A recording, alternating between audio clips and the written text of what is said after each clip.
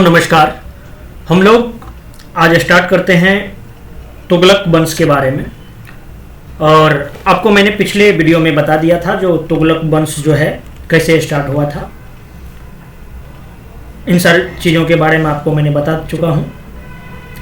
तो गाजी मलिक या गाजी तुगलक तक की कहानी हम लोग जाने थे। तो गाजी मलिक के बारे में आपको बता दूं। गाजी मलिक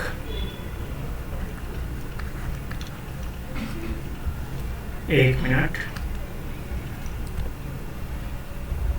ब्लैक पेन सही रहेगा। गाजी मलिक को गाजी तुगलक भी बोलते थे। ये जो हैं सन 1320 एडी में तुगलक वंश की नींव डाली थी। ठीक है। और गयासुद्दीन तुगलक के नाम से दिल्ली सल्तनत पे गाजी मलिक ही बैठता है। गयासुद्दीन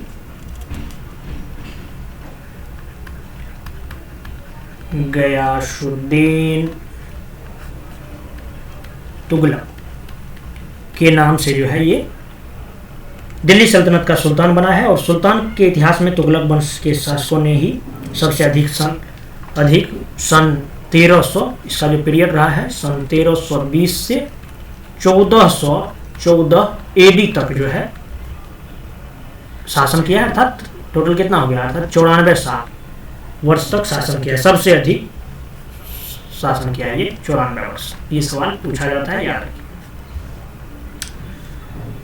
तुगलक वंश सल्तनत का संक्रमण काल था, ऐसा भी कहा जाता है। इस काल में जहां एक और साम्राज्य का चरम सीमा तक विस्तार हो रहा था, संपूर्ण दक्षिण भारत को दिल्ली सल्तनत में शामिल कर लिया गया था, तो वहीं दूसरी ओर अगर बात करें तो सल्तनत का विघटन भी प्रारंभ हुआ। निरंकुश राजतंत्र की परंपरा जो है दुर्बल पड़ने लगी और कल्याणकारी शासन का आरंभ भी हुआ। धार्मिक सहिष्णुता की भी बात चलने लगी। धार्मिक सहिष्णुता,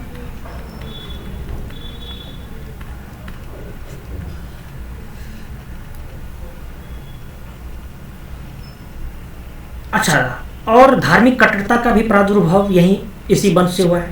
तो मतलब इन सब का परिणाम यह हुआ कि दिल्ली सल्तनत के पतन का मार्ग जो है प्रशस्त हो गया है यहाँ से। ठीक है।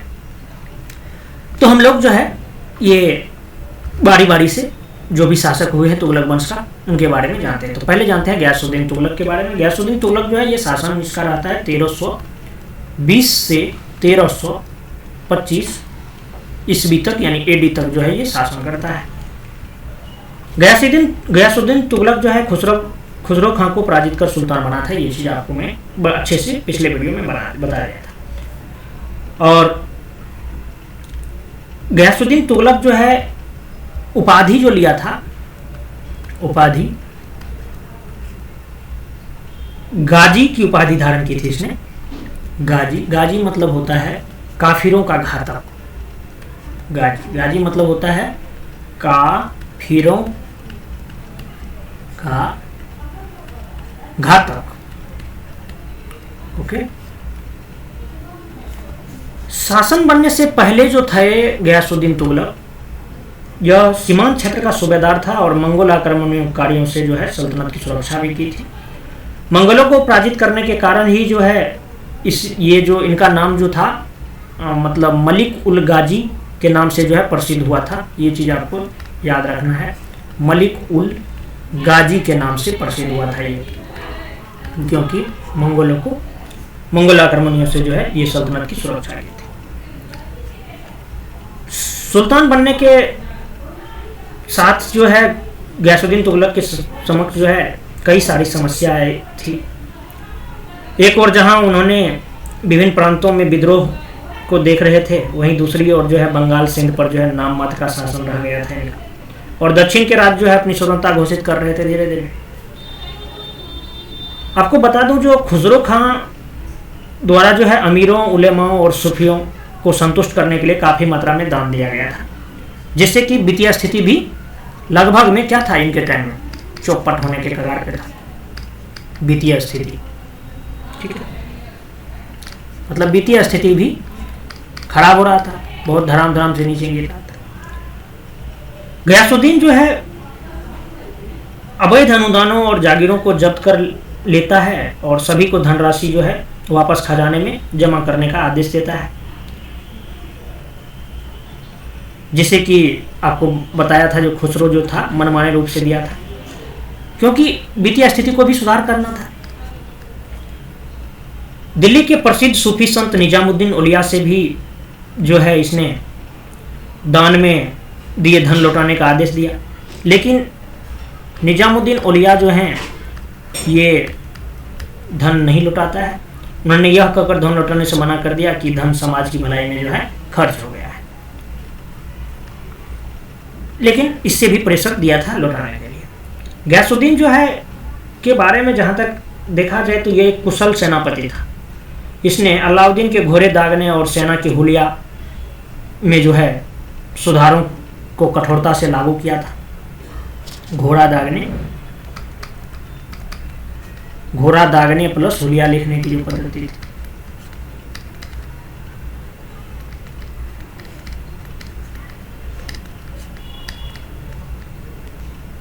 सुधारों को कठोरता से लागू किया है ये।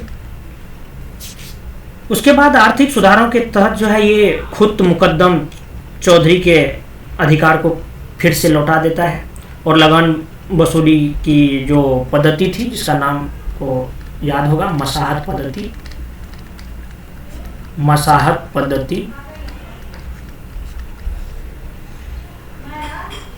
पद्धति तो जारी रखी गई, लेकिन साथ ही वो अवलोकन जो है बर्म हुक्म हासिल के आधार पर कर निर्धारण जारी रखा।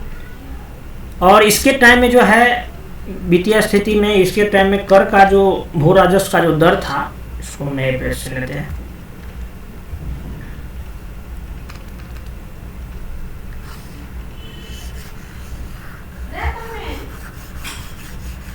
अच्छा, इतना से अच्छा है, क्लियर ही कर देता हूं। इसके टाइम में जो भू राजस्व का जो दर था वो 1/3 था। ठीक है, ये चीज आपको याद रखना है। भू राजस्व की दर जो था, भू राजस्व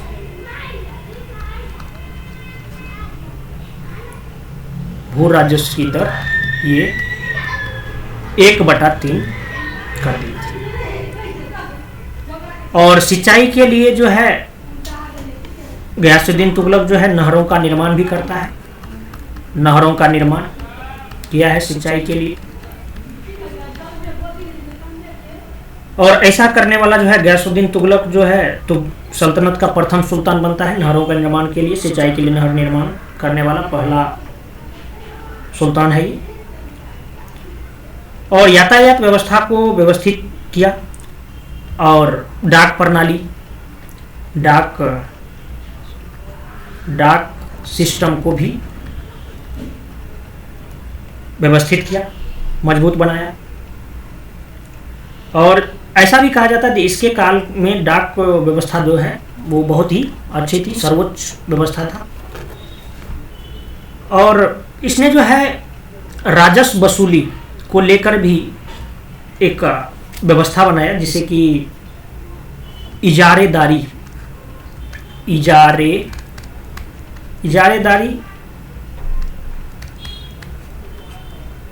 व्यवस्था और ठेकेदारी व्यवस्था जो था, ठेकेदारी व्यवस्था, इस पर जो है पूरा रोक लगा देता है। ठेकेदारी व्यवस्था पर जो है पूर्ण रूप से रोक लगा देता है और इक्तेदारों द्वारा जो है अतिरिक्त कर जो है केंद्रीय कोष में जमा करने के उपाय किए। अब बात है सन 1321 ईस्वी का, एक साल इसका शासन भी हो चुका है। 1321 एडी में जो है गयासुद्दीन तुगलक अपने पुत्र का नाम था जोना खां। जोना खां को जो है जोना खां को तेलंगाना के शासक थे। तेलंगाना कौन इलाका होगा? वारंगल, तेलंगाना वारंगल वाला इलाका को तेलंगाना कहा गया। तो इसी को मैं लिखता हूँ तेलंगाना, या वारंगल भी लिख दे रहा हूँ, वारंगल। और यहाँ के शासक थे प्रताप रुद्रदेव। प्रताप रुद्रदेव के विरुद्ध जो है ये अभियान करता है। कौन? जोना खान। ठीक है। और 1322 ईस्वी में जोना खान जो है वारंगल, और 1323 ईस्वी में मदुरा के पांडे पर जो है अधिकार कर लेता है। ठीक है।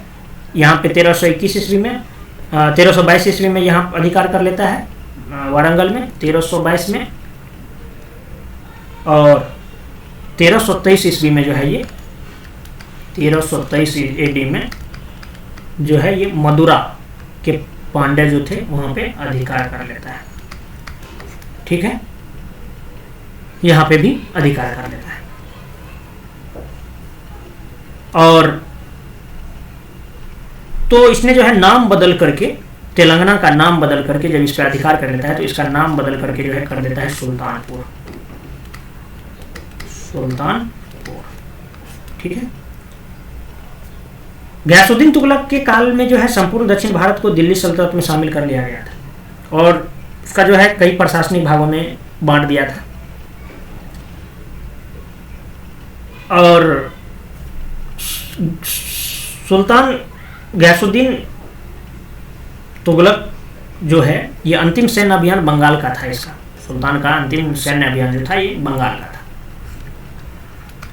अंतिम सैन्य अभियान बंगाल का था।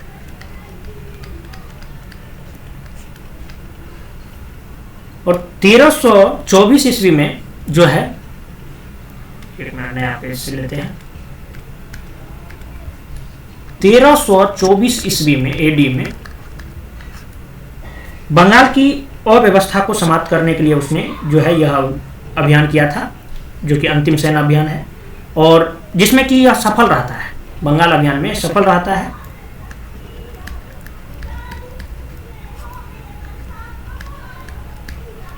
बंगाल अभियान इसमें क्या रहता है, ये सफल हो जाता है।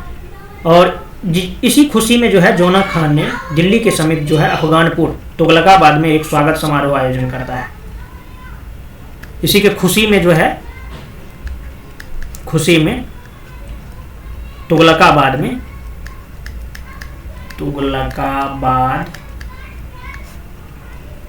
जो है एक स्वागत समारोह आयोजन करता है। स्वागत समारोह का आयोजन करता है। ये कब करता है? ये फरवरी 1325 ईस्वी में करता है। फरवरी 1325 ईस्वी में।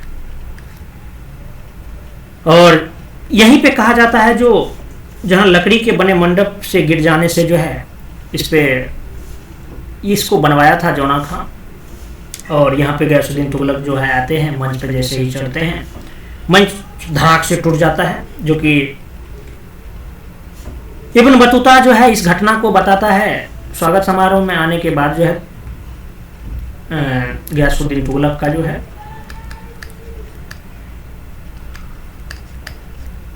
गयासुद्दीन तुगलक का मंडप से गिरने से क्या हो जाता है? मृत्यु हो जाता है। मृत्यु हो जाता है। और ये जो आपको टोटल घटना है, इस घटना के बारे में जो है इब्न बतूता, इस घटना के बारे में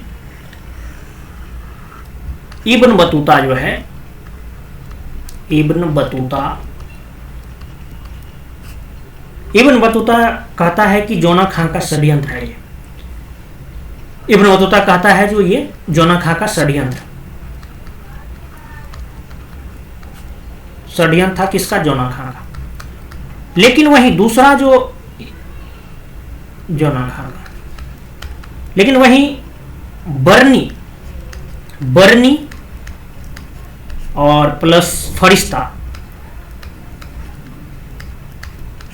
बरनी और फरिश्ता जो है इसे जो है एक दुर्घटना बताया है, क्योंकि गयासुद्दीन जो है जोना खां का उत्तराधिकारी घोषित कर रखा था पहले ही। तो फिर ऐसा करने की जोना खां ऐसा जो है क्यों करेगा, एक षड्यंत्र क्यों रचेगा? इस बेस पे जो है बरनी और फरिश्ता जो है इसे एक दुर्घटना बताया। क्लियर बात। गयासुद्दीन तुगलक जो है 1324 ईस्वी में बंगाल अभियान से वापसी के दौरान जो है कर्नाटक वंश के अंतिम शासक हरि सिंह देव को हराया था। ये भी आपको ध्यान रखना है। हरि सिंह देव को नाम था शासक का, हरि सिंह देव, कर्नाटक वंश के शासक थे। कर्नाटक वंश, इसको हराया। गयासुद्दीन तुगलक के बारे में अगर क्रक्स में बोला जाए, यानी पूरी सारी चीज़ों को देखते हुए, तो यह कहा जाता है जो यह एक सफल शासक था। लेकिन सूफी संत निजामुद्दीन औलिया से विवाद के कारण जो है उसके शासनकाल में एक धब्बा लगा है। बंगाल अभियान के दौरान ही उसने निजामुद्दीन औलिया को संदेश भिजवाया था कि या तो दिए गए धन को वापस करो या दिल्ली छोड़ दो। जब और फिर जो है निजामुद्दीन औलिया जो है इसके जवाब में लिखा था जो हुनूजे दिल्ली दुरस्त, जवाब में लिखा था हुनूजे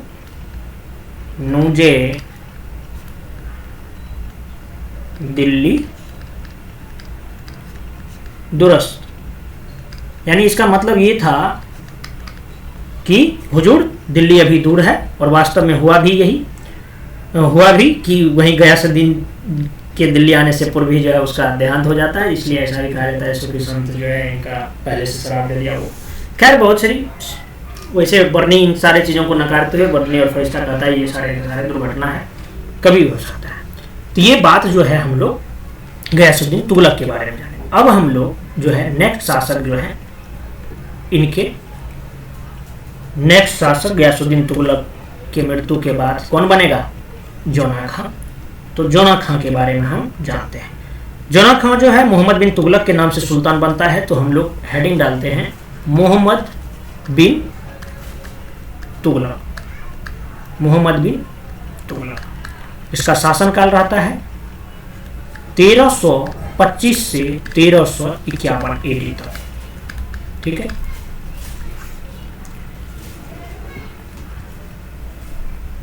इसके शासनकाल के विषय में जानकारी जो है, जानकारी के दो महत्वपूर्ण स्रोत हैं। स्रोत जो है दो है, स्रोत दो स्रोत। पहला स्रोत जो है जियाउद्दीन बर्नी की तारीख ए फिरोजशाही, तारीख ए फिरोजशाही है। किसकी है ये? बर्नी का।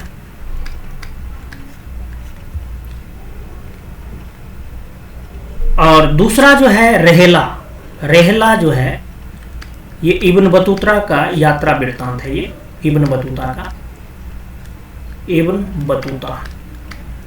का यात्रा वृत्तांत है। इससे इन दोनों में जो है दोनों महत्वपूर्ण स्रोत है इनको जानने के लिए। मोहम्मद बिन तुगलक के काल में ही जो है इब्न बतूता बताता है जो मोहम्मद बिन तुगलक के काल में ही सन 1333 ईस्वी में जो है मैं यात्रा की हूँ। यानी ऐसा बात है जो इब्न बतूता ने मोहम्मद बिन तुगलक के काल में ही सन 1333 ईस्वी में भारत की यात्रा की थी। ठीक है, इसी का शासन था। वहीं अफ्रीका के मोरक्को का, और ये जो थे इब्न बतूता, इसके बारे में पूछा गया है, यह जो थे अफ्रीका के मोरक्को के निवासी थे। अफ्रीका के मोरक्को शहर के निवासी थे। सवाल पूछा गया है, याद रखिए। मोरक्को शहर के निवासी थे। और सुल्तान जो है इसे इब्न बतूता को दिल्ली का काजी नियुक्त किया था। दिल्ली का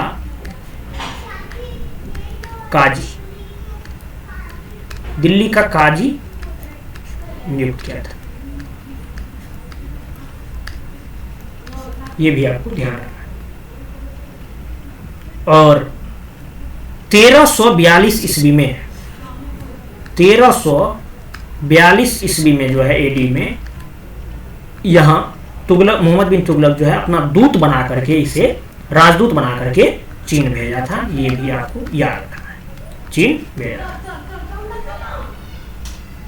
मोहम्मद बिन तुगलक एक जो है महत्वाकांक्षी और दूरदर्शी शासक था। उसने जहां एक और जो है साम्राज्य विस्तार की नीति को जारी रखा, तो वहीं दूसरी ओर जो है कई नई प्रयोग करने लगा। जहां तक मोहम्मद बिन तुगलक के व्यक्तित्व के बारे में अगर बात किया जाए, व्यक्तित्व को लेकर के, तो मोहम्मद बिन तुगलक के व्यक्तित्व को लेकर के विद्वानों में जो है मतभेद है। समकालीन विद्वान जो है इसामी बताता है कि वह एक निरंकुश और विधर्मी शासक था, इसामी बताता है। वहीं बर्नी जो है कहता है कि उसमें विपरीत तत्वों का मिश्रण था। उसने सुल्तान को दुष्ट और दयालु कहा। कौन? बर्नी सुल्तान को दुष्ट और दयालु कहा। अब देखने वाली बात यह है, वहीं विद्वानों में मतभेद की बात तो चर्चा है ही, लेकिन सवाल पूछ देता है जो बर्नी ने क्या कहा, फरिश्ता ने क्या कहा, एलिफिस्टन ने क्या कहा। तो बर्नी इसामी, मैं लिखता हूं 1 मिनट, इसामी क्या कहता है, बर्नी क्या कहा है मोहम्मद बिन तुगलक के व्यक्तित्व के बारे में। उसके बाद जो है एलिफिस्टन था,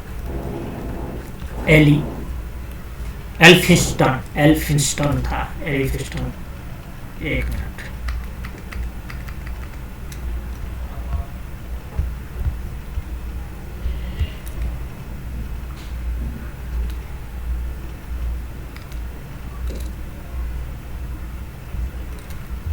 एल्फिंस्टन,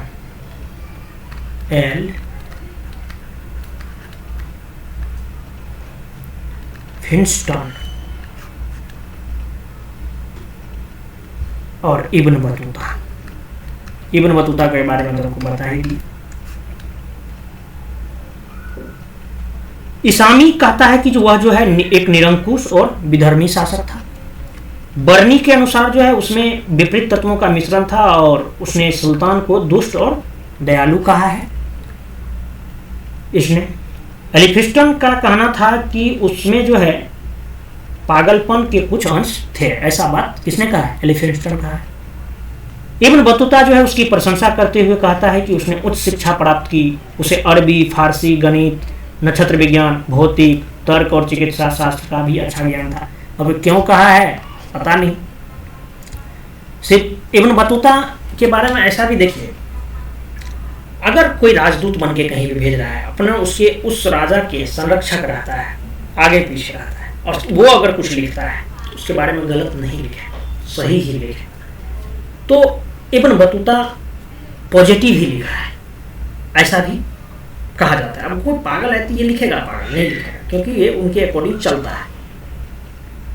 काजी नियुक्त किया हुआ था, चीन भेजा था राजदूत बना के। तो खैर जो भी बात हो, सवाल पूछा जाए तो आपको ये चीज याद रखना है, जो इसामी, बर्नी, एलिफिंस्टन, इब्न बतूता का क्या आया था, उनके व्यक्तित्व को लेकर। अब मोहम्मद बिन तुगलक के जो है साम्राज्य विस्तार की जो नीति था, साम्राज्य विस्तार की नीति जो था ये क्या था, इसके लेकर भी हम लोग चर्चा करते हैं। मोहम्मद तुगलक के साम्राज्य विस्तार नीति।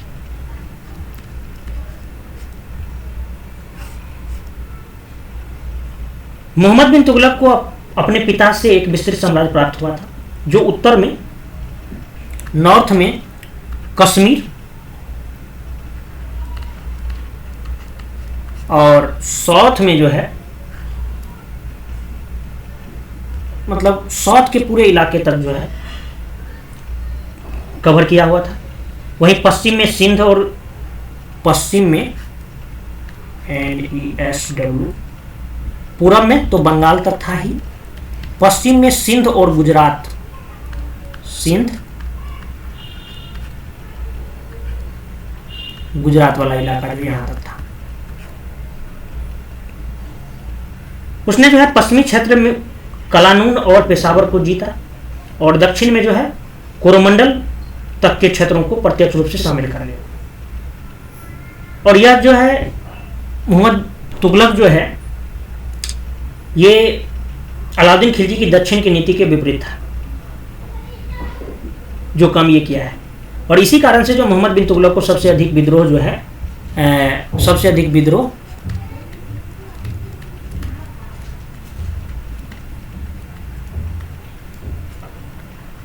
विद्रोह जो है ये लगभग 34 में से 27 विद्रोह, टोटल 34 विद्रोह किए हैं, जिनमें से 34 में से 27 विद्रोह जो है दक्षिण में, दक्षिण भारत में सामना करना पड़ा है, इसे याद रखना है। सुल्तान के विरोध का मुख्य कारण जो है अमीरों की महत्वाकांक्षा तथा सुल्तान द्वारा उनकी उपेक्षा थी। सुल्तान ने भी प्रशासन में कुलीनता के स्थान पर योग्यता के आधार पर नियुक्ति की, जिसमें प्रत्येक जाति धर्म के लोग, हिंदू, भारतीय, मुसलमान, विदेशी, सबको शामिल करते थे। और इसी के वजह से जो है, इसी कारण से जो है कुलीन अमीर वर्ग सुल्तान के विरुद्ध हो गए और विद्रोह जो है शुरू हो जाता है। तो विद्रोह शुरू हो जाता है, तो प्रमुख विद्रोह कौन कौन रहा है भाई, एक नजर डालते हैं। प्रमुख विद्रोह आपको मैंने बता चुका हूं, अधिकतर दक्षिण में ही। प्रमुख विद्रोह के बारे में मैं थोड़ा सा बात कर लेता हूं। पहला बात जो अगर करें तो आपको मालूम है जो 1325 से ये शासन संभालना शुरू किया है, तो 1326 सन 1326-27 एडी में जो है सागर के गवर्नर बहाउद्दीन गुरुसस विद्रोह करता है। बहाउद्दीन गुरु सस्प जो है ये विद्रोह करता है। और उसी समय जो है मुल्तान और सिंध के गवर्नर किस्लू खान ने भी इसी टाइम में, किस्लू खान ये भी विद्रोह करता है।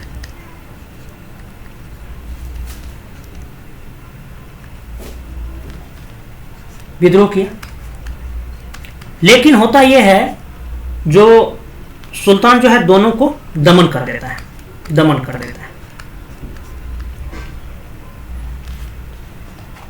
और मोहम्मद बिन तुगलक के समय दक्षिण में पहला सशक्त विद्रोह जो है आगे चलकर 1335 ईस्वी में हुआ है, 35 एडी में होता है, जो कि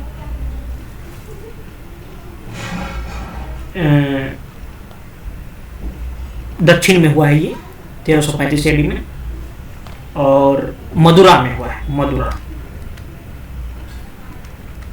माबर भी बोलते थे, मदुरा वाले इलाका।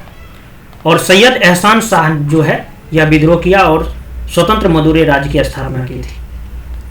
कौन? सैयद एहसान शाह। एहसान शाह जो है ये जो है विद्रोह करता है और स्वतंत्र मदुरे राज्य की जो है ये स्थापना भी कर लेता है। स्वतंत्र राज्य की स्थापना कर लेता है। और यहीं से मोहम्मद बिन तुगलक के साम्राज्य का विघटन जो है यहीं से सैयद एहसान शाह के पास से ही शुरू हो जाता है। क्लियर बात? अब आगे चल के 1335 के बाद तो आप देख रहे हैं जो कैसे जो है मदुरा निकल गया है, मदुरा हार चुके हैं।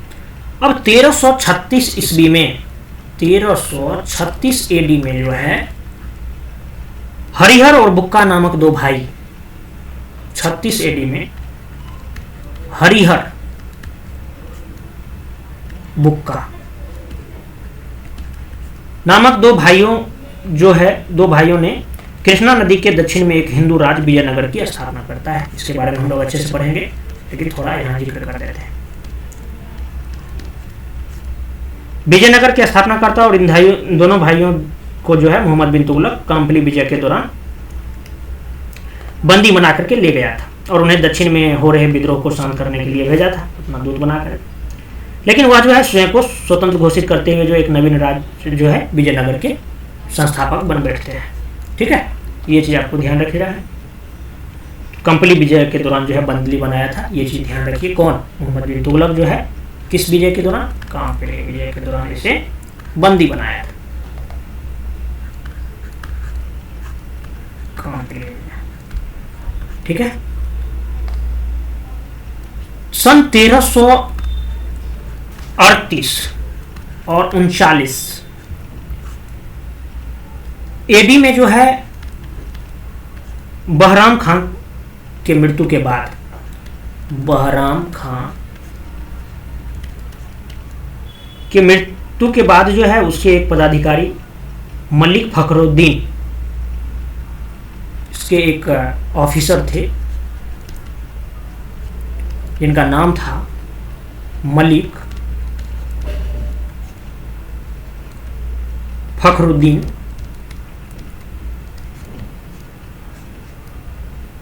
ये जो है जगह जगह का नाम था सुनारगांव। सुनारगांव में और एक दूसरा ऑफिसर था, एक और ऑफिसर था जिनका नाम था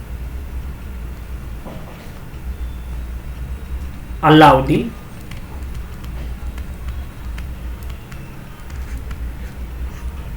ये जो है लखनौती में, ये याद रखिएगा दोनों जगह, लखनौती में जो है स्वतंत्र राज्य की घोषणा करते हैं। ठीक है, लखनौती में और सुनारगांव में स्वतंत्र राज्य की घोषणा कर देता है। लेकिन कुछ समय बाद ही जो है मलिक हाजी इलियास जो है दोनों की हत्या कर देता है। इन दोनों की हत्या कौन करता है? मलिक हाजी इलियास।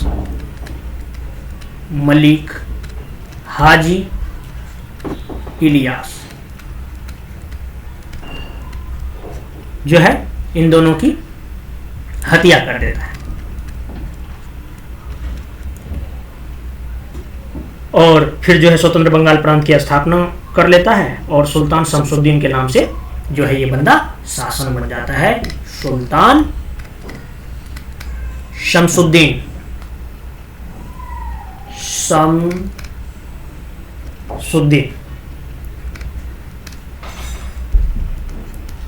के नाम से गद्दी पर बैठ जाता है बंगाल प्रांत के।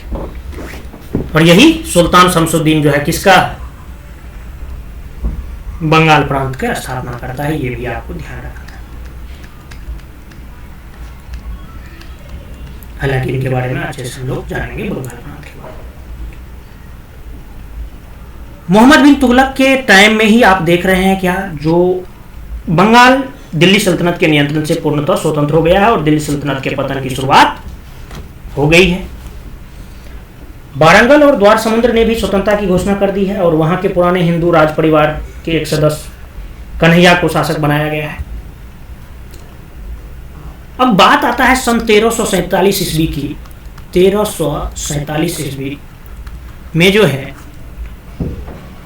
हसन गंगू नामक अमीर ए सदा ने स्वतंत्र बहमनी राज्य की स्थापना करता है।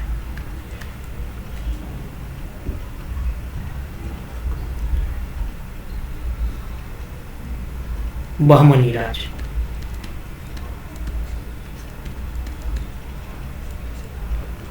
हसन गंगू नामक अमीर ए सदा उपाधि है।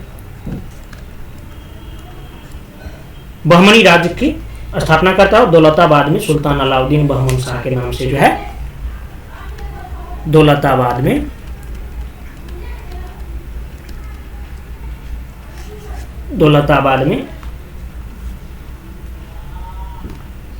सुल्तान अलाउद्दीन बहमन शाह, सुल्तान अलाउद्दीन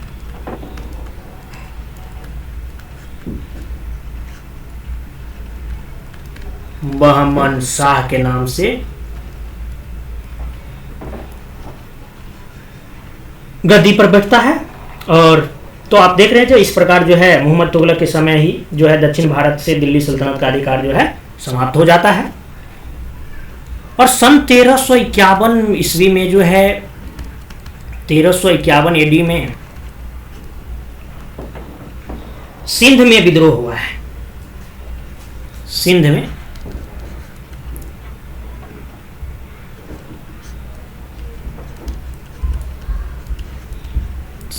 विद्रोह हुआ है, जिसे जो है सुल्तान जो है खुद ही मतलब स्वयं दबाने गया है और इसी क्रम में उसकी मृत्यु हो जाती है। किसका? मोहम्मद बिन तुगलक का मृत्यु हो जाता है। और उसकी मृत्यु पर जो है, इसकी मृत्यु पर बदायूं कहता है, क्या कहता है वो? बदायूं कहता है कि सुल्तान को उसकी प्रजा से और प्रजा को सुल्तान से मुक्ति मिल गई। ऐसा बदायूं का स्टेटमेंट है। क्या स्टेटमेंट है भाई? सुल्तान को उसकी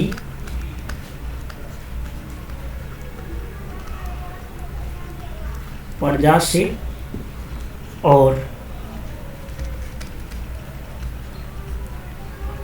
प्रजा को सुल्तान से मुक्ति मिली। सवाल पूछा गया भाई, इसलिए लिख रहा हूं, मुक्ति मिल गई। ठीक है, ऐसा बात बदायूं कहता है। तो ये आपने प्रमुख विद्रोहों को देखा, मोहम्मद बिन तुगलक के कार्यक्रम। अब मोहम्मद बिन तुगलक से रिलेटेड जो है हम लोग उनकी 5 योजनाएं रहा है, जो कि खतरनाक योजना था और जिसके वजह से जो है मतलब जो भी योजना बनाया है सारा का सारा असफल रहता है, जिसके वजह से जो है दिल्ली सल्तनत का पतन भी होने लगता है। तो उन्हीं योजनाओं को हम लोग जानते हैं। तो मोहम्मद बिन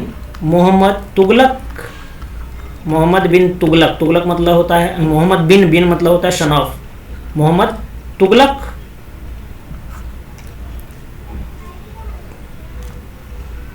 के प्रयोग एक तरह से प्रयोग था, सफल होते जा रहा था, लेकिन ये छोड़ना, प्रयोग करना बंद नहीं करता था। प्रयोग या योजनाएं भी जान लीजिए, योजनाएं।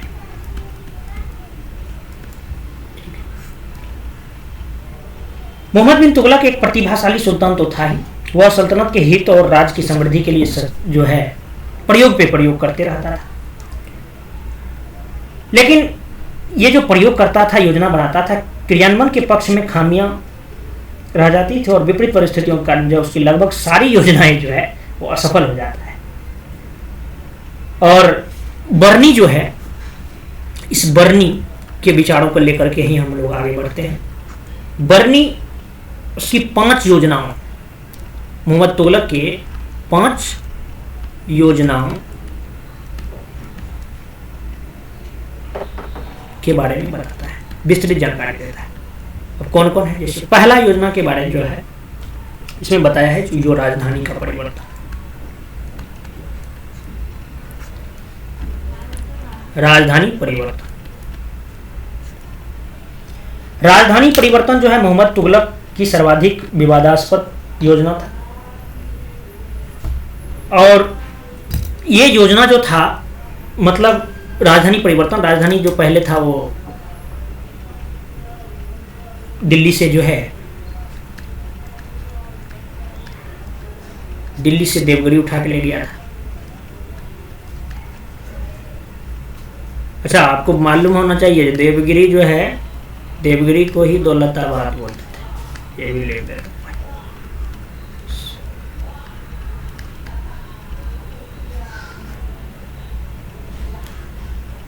बर्नी के अनुसार जो है कहता है, जो देवगिरी साम्राज्य के केंद्र में था और जहां चारों ओर से दूरी समान थी, इसलिए जो है इसे राजधानी के लिए चुना गया था। वहीं इसामी का कहना था कि वह दिल्ली वासियों को दंडित करना चाहता था, क्योंकि वे लोग सुल्तान को गंदे पत्र लिखकर भेजा करते थे, इसलिए जो है सुल्तान जो है अपना राजधानी को दिल्ली से उठा करके देवगिरी लेकर चला गया था।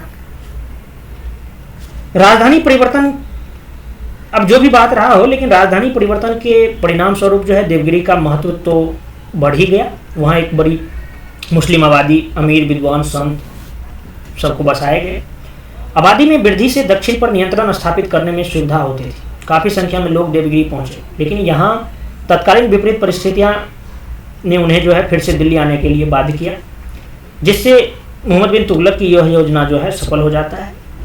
हाँ, हालांकि इसका जो तत्कालिक लाभ नहीं दिखाई दिया, लेकिन इससे दक्षिण भारत में इस्लामिक संस्कृति का प्रसार बढ़ा है। ये जो इनकी योजना थी, इससे जो है मतलब इस्लामिक संस्कृति का प्रसार तो बढ़ा था।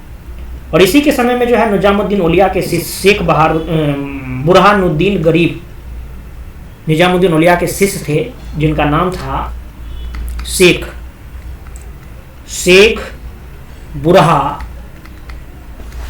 बुरहानुद्दीन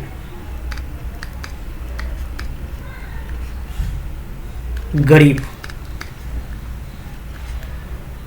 जो है दौलताबाद को अपना प्रचार केंद्र बनाया था। और इस प्रकार अगर आप देखें तो दक्षिण भारत में भी जो है सूफी विचारों का प्रसार होने लगा है इनकी वजह से। ये भी आप ध्यान रखें। ये थी पहली योजना। अब दूसरी क्या था? 5 योजना जो बता रहे हैं बरनी, तो उसके पहली योजना तो राजधानी परिवर्तन। दूसरी जो थी सांकेतिक मुद्रा का प्रचलन कर दिया था। ये सांकेतिक मुद्रा का प्रचलन। वीडियो थोड़ा लंबा चला जाएगा, लेकिन 5 योजना को देखना जरूरी है। सांकेतिक मुद्रा का प्रचलन। मोहम्मद बिन तुगलक जो है एक दूरदृष्टि वाला शासक था। बार बार मैं ये चीज कह रहा हूँ। ऐसा कहा जाता है कि 14वीं शताब्दी में जो है संपूर्ण विश्व में चांदी की कमी हो गई थी, और उसने चांदी को संरक्षित करने के जो है उद्देश्य से चीन और ईरान से प्रचलित जो है सांकेतिक मुद्रा के समान भारत में भी मिश्रित धातु का सिक्का चलाना शुरू किया, और मूल चांदी के टंके के बराबर ही रखा था। यह योजना जो था वास्तव में एक कुशल, दूरदर्शी और प्रगतिवादी सोच की परिचायक तो था ही, लेकिन उस समय सिक्के ढालने पर एकाधिकार न होना और इस मिश्रित सिक्के का प्रारूप साधारण होने के कारण जो है बाजार में जाली सिक्के काफी मात्रा में बन गए। कहीं भी धातु देकर सिक्का बनवाया जा सकता था। ऐसी स्थिति को देखकर बर्नी लिखता है कि प्रत्येक हिंदू का घर जो है टकसाल बन गया था। सोच सकते हैं, सल्तनत की जनता ने जो है चांदी जमा करना प्रारंभ कर दिया और जाली सिक्के से ही खरीदारी होने लगी। और तो ऐसा जब होने लगेगा तो बाजार में जो है जाली सिक्कों की भरमार हो जाएगा, और भू राजस्व की वसूली भी जो है जाली सिक्कों से फिर किया जाने लगेगा। अंततः यही हुआ, जो व्यापारी जो है सिक्कों को लेने से मना कर दिया। विदेशी व्यापार दुष्प्रभावित होने लगा। अंत में निराश होकर सुल्तान ने जो है सांकेतिक मुद्रा को बंद कर दिया। तो बंद कर दिया तो यह भी योजना सफल हुआ। सभी मिश्रित सिक्के के बदले जो असली चांदी के सिक्के देने पड़े इसको। अगर बंद करेगा तो भाई देना तो पड़ेगा। जिससे कि क्या हुआ, जिससे यही हुआ, जो आर्थिक क्षति जो है, आर्थिक क्षति काफी मात्रा में हो गया। आर्थिक क्षति हो पहुंचा, आर्थिक क्षति, और इसकी जो है यह योजना पूरी तरह से क्या रहा, असफल रहा। 2 योजना के बारे में आप देख चुके हैं। तीसरी योजना जो है, हम लोग साफ कर लेते हैं बोर्ड को। तीसरी योजना था खुरासन का अभियान।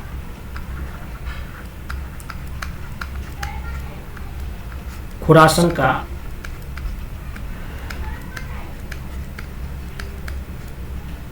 अभियान।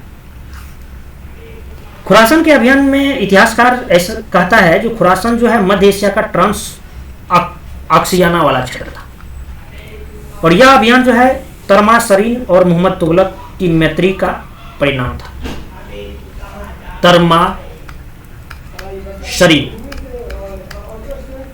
तरमासरीन एंड मोहम्मद तुगलक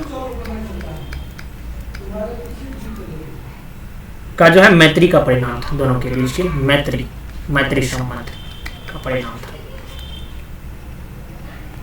क्योंकि इस समय मध्य एशिया में शून्यता की स्थिति थी, जिसका लाभ सुल्तान उठाना चाहता था। सुल्तान का साम्राज्य विस्तार जो है चाहता था सुल्तान, और इसी उद्देश्य से उसने जो है लगभग, ऐसा कहा जाता है, जो 3 लाख 3,70,000 विशाल सेना तैयार किया और उसे जो है 1 वर्ष की अग्रिम वेतन भी दिया। लेकिन हुआ ये, जो सेना के कुछ करने से पूर्व ही जो है मध्य एशिया की राजनीति में परिवर्तन हो गया। तमाशरीन की सत्ता जो है समाप्त हो गई। तमाशरीन की सत्ता समाप्त हो गई, जिसके फलस्वरूप मोहम्मद तुगलक को यह योजना त्यागना पड़ गया और सेना में किए गए जो खर्च थे वो आर्थिक स्थिति खराब हुई। इसके कारण जो सेना को भंग कर दिया गया। अब सेना को जो इतना आदमी को अगर भंग करेगा तो आपको पता है ना कि फिर क्या हो जाए, बेरोजगारी। ये सब बेरोजगार होगा ना, बेरोजगार होगा तो बेरोजगार जो होगा तो बेरोजगार होगा, बेरोजगार होगा तो बेरोजगारी बढ़ जाएगी। तो बेरोजगारी बढ़ जाएगी तो यह योजना भी एक तरह से क्या हुआ, असफल रहा। चौथा योजना है कराची अभियान। खुरासन अभियान देख लिया आप, चौथा योजना था कराची अभियान। कराची अभियान जो है, देखो अच्छा एक चीज आप लोग गौर कर रहे होंगे, जो मोहम्मद बिन तुगलक जो है करना चाह रहा है अच्छा काम, लेकिन हो जा रहा है बुरा। कराची अभियान जो है ये खुरासन अभियान के बाद हुआ है और सुल्तान जो है कराची अभियान का प्रारंभ खुरासन अभियान के बाद करता है और यह जो है संभवतः हिमाचल और उत्तराखंड में स्थित पहाड़ी का क्षेत्र था। कराची में हिमाचल और प्लस उत्तराखंड वाला जो पहाड़ी इलाका है वो क्षेत्र था। मैं ऐसा लिख रहा हूँ। इस अभियान का जो मुख्य उद्देश्य था वो ये था कि चीनियों से साम्राज्य की सुरक्षा करना था। सुल्तान अपने साम्राज्य की उत्तर पूर्व हिमाचल प्रदेश और उत्तराखंड की बात करें कि उत्तर और पूर्व वाला इलाका हो गया चीन। इसको न आपको मैंने पहले भी बताया हूँ, जो आप मैप तो आप लोग जानते होंगे, तो ये ऐसे भी बना सकते हैं, है ना। तो यहाँ वाला इलाका की मैं बात कर रहा हूँ, ये जो है ना,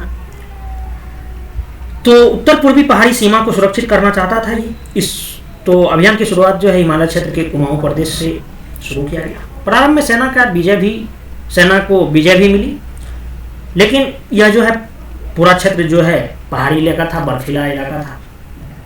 बर्फीला होने के कारण जो है सर्दी बर्फीली तूफान से काफ़ी सैनिक मारे गए। कहा जाता है ऐसा कि जो है 10,000 सैनिक में से मात्र जो है 10 वापस आए थे। सोच सकते हैं आप, 10 वापस आए, मतलब और कहाँ मरा गया।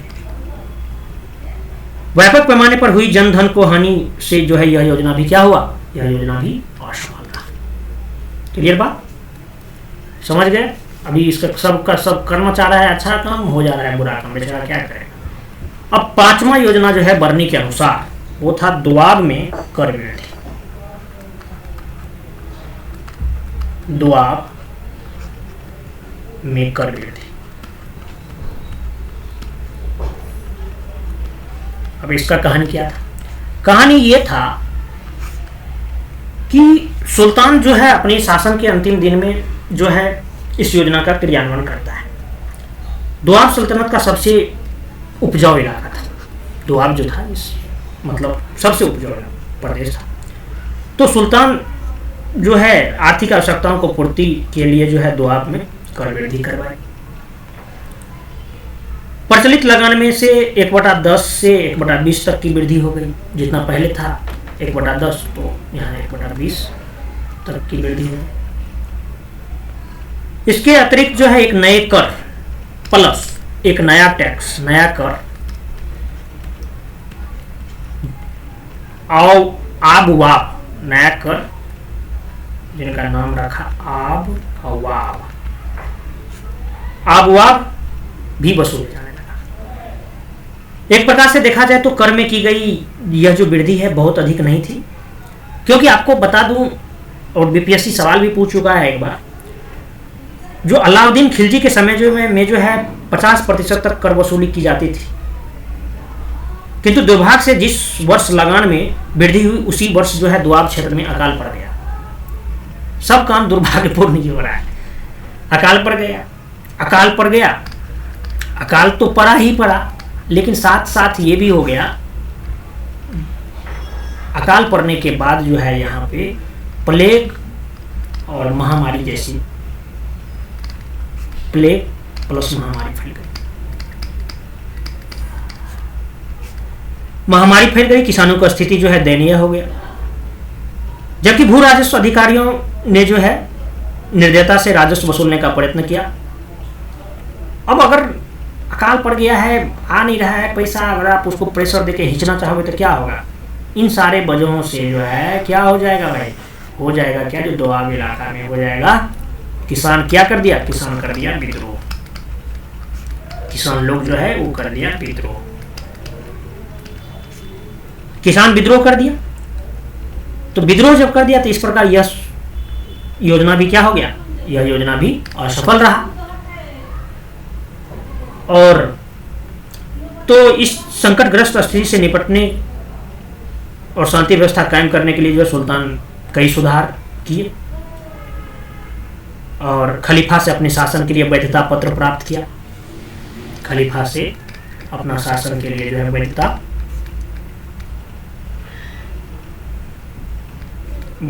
पत्र प्राप्त किया। लेकिन योजना जो है टोटल का टोटल क्या रहा, टोटल योजना जो है मतलब सफल रहा। हालांकि अगर बात करें तो मोहम्मद बिन तुगलक जो है कृषि में कुछ सुधार किए हैं। कृषि में अगर बात करें, थोड़ा 1 मिनट लगेगा, कर लेते हैं 2 मिनट, जब इतना हुआ तो इतना किया। एग्रीकल्चर रिलेटेड रिफॉर्म्स क्या रहा है? एग्रीकल्चर रिलेटेड रिफॉर्म्स, अरे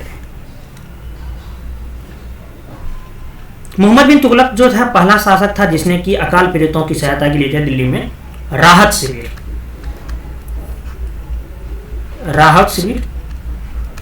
स्थापित किया था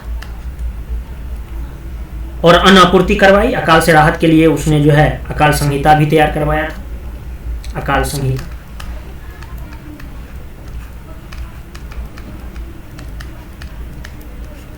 तैयार करवाया और कृषकों को राहत देने के लिए बीज दिए, बैल भी दिलवाया, सिंचाई के लिए जो है कुएं खुदवाए, पुनर्वास की सुविधा भी दी, किसानों को जो है मतलब तकाबी की व्यवस्था भी दी। तकाबी ऋण को बोलते थे, कृषि ऋण को, तकाबी भी मुहैया करवाए। कृषि विस्तार और सुधार के लिए जो है उसने कृषि से संबंधित एक नए विभाग भी बनाया, नए विभाग, कृषि विभाग,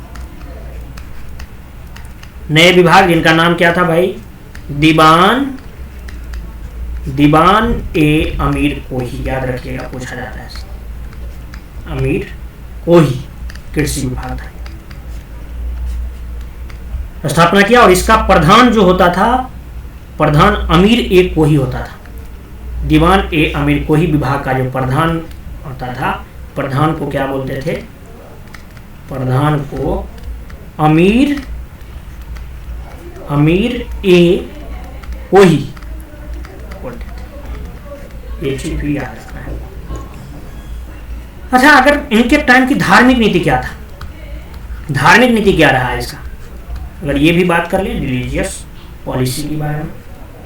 धार्मिक नीति जो है, मोहम्मद बिन तुगलक एक सहिष्णु शासक था। उसने हिंदू और गैर मुसलमानों को भी अपने प्रशासन में स्थान दिया।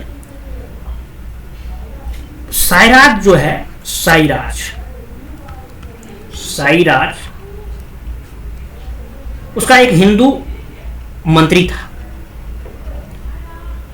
हिंदू मंत्री। रतन नामक एक अन्य हिंदू सिंध का राज्यपाल भी था, सिंध का राज्यपाल।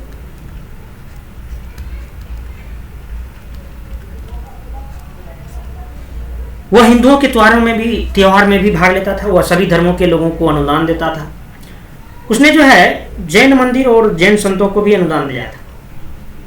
जैन विद्वान जिन प्रभासूरी का नाम आप सुने होंगे, जिन प्रभासूरी को जो है 1000 गायें दान में दी थी।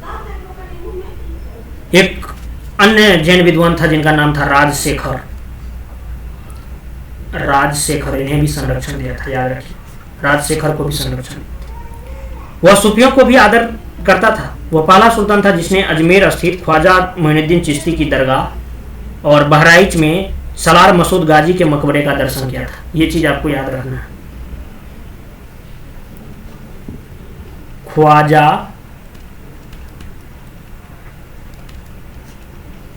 ख्वाजा मोइनुद्दीन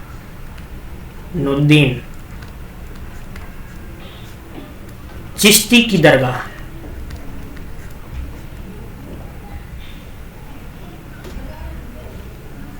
ये कहां पे है? ख्वाजा मोइनुद्दीन चिश्ती की दरगाह यह अजमेर में है, ठीक है। प्लस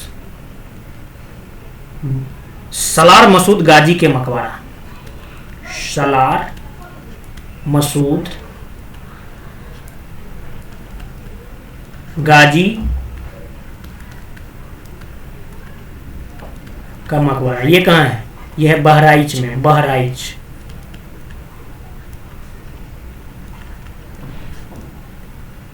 इन दोनों का भी इसने क्या किया था? दर्शन किया था।